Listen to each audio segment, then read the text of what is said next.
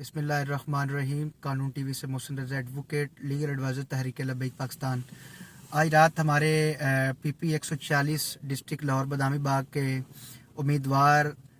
اکرم رضوی صاحب اور ان کی ٹیم پہ غزالی بٹ نون لیگی رہنما درندہ اس کی ماں پہ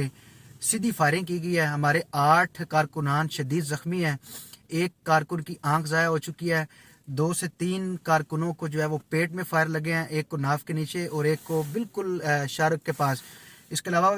5 سے 6 کارکنان جو ہے ان کی ٹانگوں میں فائر لگے ہیں اور ہوائی فائرنگ آدھا گھنٹہ یہاں ہوتی رہی ہے۔ اور ساری رات میرے ساتھ میرے ضلع کے تمام ممبران، ڈویژن کے، زون کے ممبران اور اس کے علاوہ ڈسٹرکٹ لاہور کی میرے ساتھ میری وکلاء ٹیم ہے، اس کے معزز ممبران نے میرے ساتھ محنت کر کے الحمدللہ، اور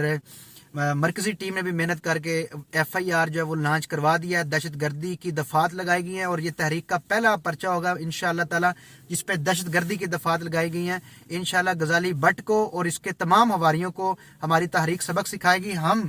ہر وقت کوشش کرتے ہیں کہ امن بحال رہے، لیکن اس قسم کی اگر کسی نے اوچھے ہتھ کنڈے استعمال کیے تو ہم انشاءاللہ اینٹ کا جواب پتھر سے دینے کے لیے تیار ہیں، اور انشاءاللہ جلد ہی ہمارے قائد دین جو ہے وہ ایک لائحہ عمل تیار کریں گے اور اس کے مطابق ایس پی کو اور متعلقہ اداروں کو 24 گھنٹے کا ٹائم دیا گیا کہ 24 گھنٹے کے اندر اندر تمام ملزمان کو گرفتار کیا جائے۔ اگر گرفتار نہیں کیا جاتا تو لاہور کی کسی بڑی شاہراہ پر آئین اور قانون کو مد نظر رکھتے ہوئے